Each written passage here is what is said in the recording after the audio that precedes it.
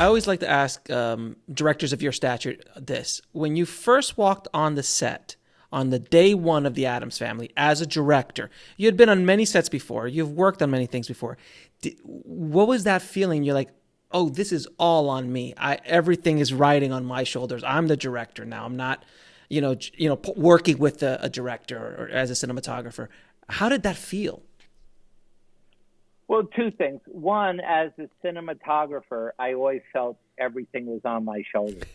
Yeah, that I had sense. to make the day. I mean, Penny Marshall would do 15 master takes and then go into coverage of extras who now are getting upgraded because she's giving them lines. And none of this will be in the movie. And I'm looking at my watch saying, oh, my God, we have 20 setups today, and we're about to have lunch in an hour, and we're still on the master.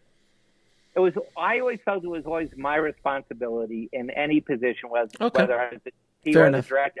However, having said that, and by the way, as a director, I was equally nervous and threw up constantly because I had a weak stomach. I was constantly throwing up on the set of Blood Simple, which was the first thing I ever did. What I did on Addams Family, which was, if I may say so myself, really smart, and I continue it to this day, is I never understand directors that hire weak people so that they can feel stronger. Yes. My feeling is, I'm going to get all the credit anyway. Let me get people way smarter than me. So I had Dee Dee Allen. So instead of thinking, I want a first-time editor so I don't feel insecure around someone who's done this for 40 years, I said, I want to find someone who's done this for 40 years. So I've got Dee Dee Allen as the editor and also as the cameraman. This was a really, you got a minute? I'll tell you the story. Please. We've got all the time in the world, sir. So, as a cameraman becoming a director, I looked at the other cameramen who had become directors. Gordon Willis, one of the greats, shot all the Godfather movies. Prince of Darkness. From Heaven, Woody Allen. Yeah, right. Prince of Darkness, Prince of Darkness, right. Or Bobby Greenhut says, this man lights for radio. That's a great, I'm going to steal that line. Oh, that's a fantastic line. That's a good line, yeah. So Willis directs one movie called Windows. Bill Fraker, one of the greats, directs one movie called The Legend of the Lone Ranger. And John Alonzo, who shot Chinatown and Farewell, My Lovely, one of the greats, shoots one movie called FM. Why did none of those three cameramen, all much better than me, really great cameramen, why did they fail? Why were they only able to direct one movie? In each case, they moved their camera operator up to being the DP.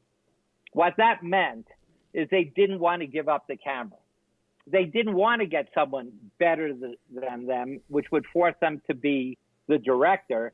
They really wanted to feel comfortable by being able to go back to that camera. So I said to myself, if I'm going to succeed, I need a cameraman so much better than me that I won't say, shouldn't the 10K go over there? Because then I'm not talking to the actors, right? And what my biggest fear was the actors, because I've become friends with the actors as a DP, but I've never directed actors, So I hired Owen Roizman, who shot the French Connection movies, all Tootsie, all these great movies, so that it would force me away from the camera and force me to actually direct actors. And what I discovered was that I loved actors, which I didn't love when I was a DP. I liked them and would hang out with them, but they never hit their marks. They would rehearse things one way and then play it another way when they came out of hair and makeup and knew their lines. So for me, the actors were the big unknown because I knew my way around a set, obviously. Sure. What I didn't know is, did I have any method of talking to actors? And what I discovered is, all I want actors to do is talk fast. If they talk fast, they don't have time to act. And you don't want to see acting.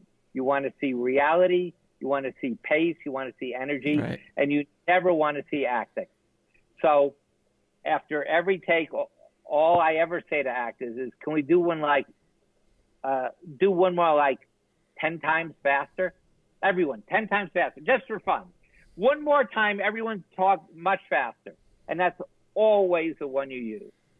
And that's what I kind of discovered. And as little as I know about film history, as someone who has exclusively directed and shot comedies, and by the way, stylizing comedies is really hard. Yeah. And so I think that's why Rudin hired me, because it's rare to see a comedy with visual style, you know? Yeah, it's usually very flat or very, you know, just because comedy's playing for the gags, not playing for the lights. That's right. But so my favorite movies were Howard Hawks comedies, like Bringing Up Baby and His Girl Friday, and all the Preston Sturges comedies. Oh, you know, great. Palm Beach Stories, Sullivan's Trouble, and everyone, no one's listening. They're just talking. No one's even waiting to understand what someone just said. They're just talking right over the next line. And that's the way I love it. And on a series of unfortunate events, when other directors were directing, sometimes I'd be up in my office working on edits of previous episodes and all that. And Melina Weissman, who played Violet on the series, would come up to me when there was another director and say, I always know when you've arrived on stage, because the director will come to all of us and say, let's just do one much faster. Meaning, oh, Barry's here. He's going to like say that. So let me say it before he does. So, yes, it was really scary, but it wasn't because I was on a movie set. It was because I was going to have to talk to actors and I didn't know what that was going to be like.